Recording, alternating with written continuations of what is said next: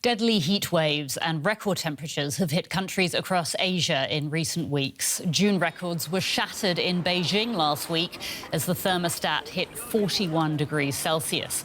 Authorities in India reported a spike in heat-related deaths and illnesses as sweltering weather tormented residents. Meanwhile, in Pakistan, the mercury soared to 50 degrees Celsius. Imagine that, forcing millions to stay indoors.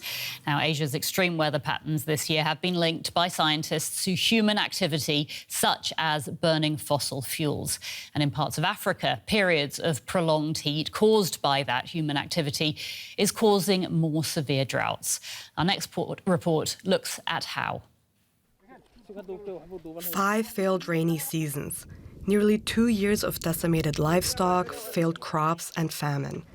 A seemingly endless drought has gripped parts of East Africa, pushing tens of millions of people into a humanitarian crisis. This shepherd from the Somali region of Ethiopia pleaded for help earlier this year. People's lives are in danger. The majority of people have left the village because of starvation, and those that remain here have nothing.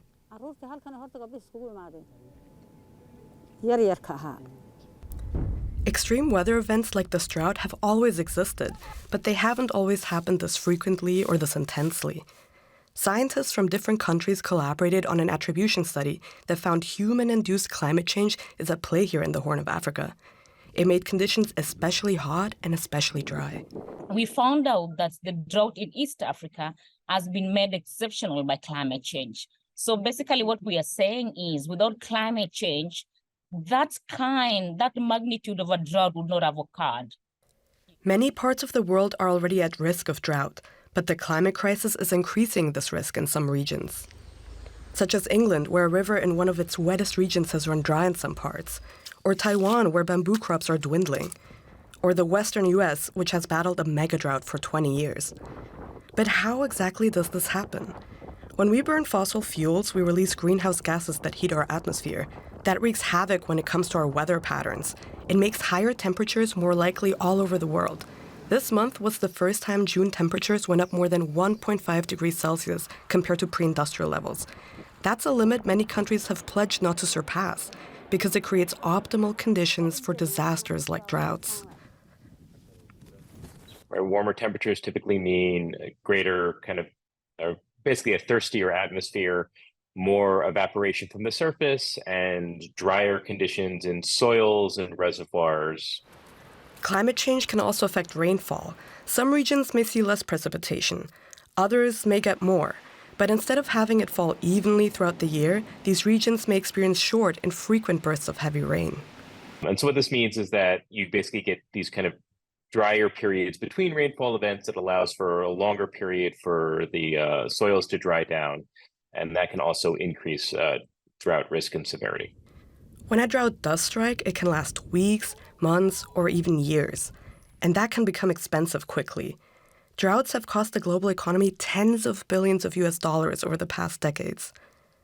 One water-intensive sector that is especially affected is agriculture.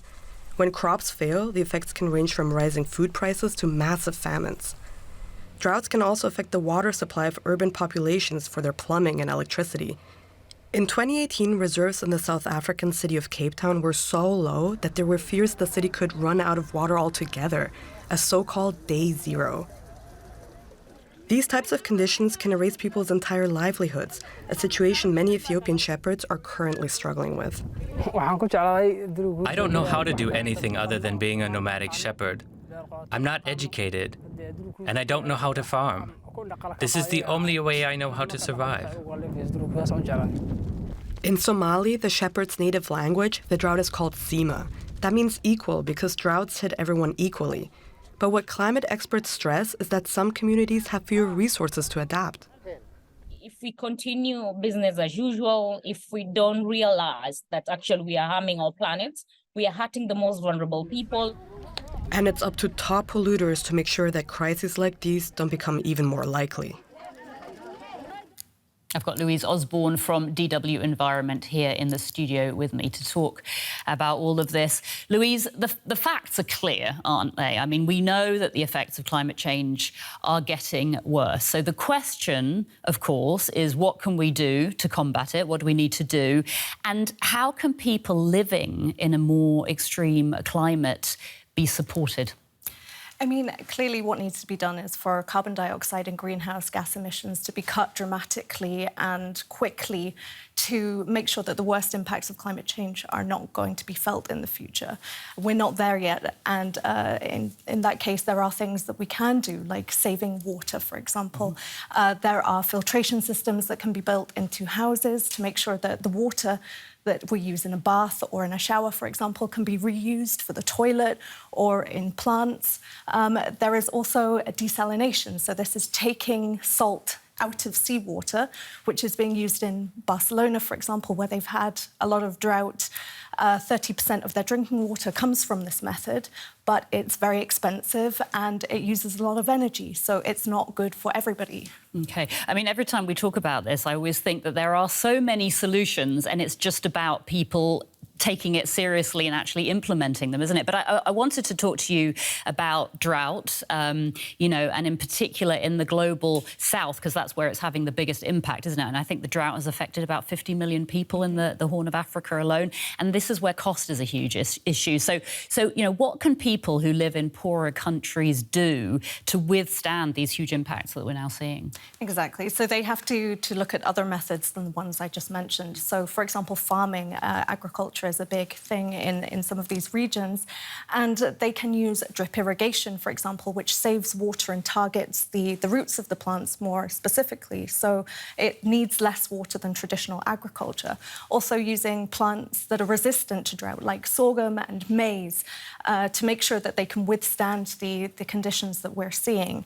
But realistically, these places need to see more money coming from richer countries to help them cope with the impacts and to help them move forward with some of the other solutions that we've been talking about.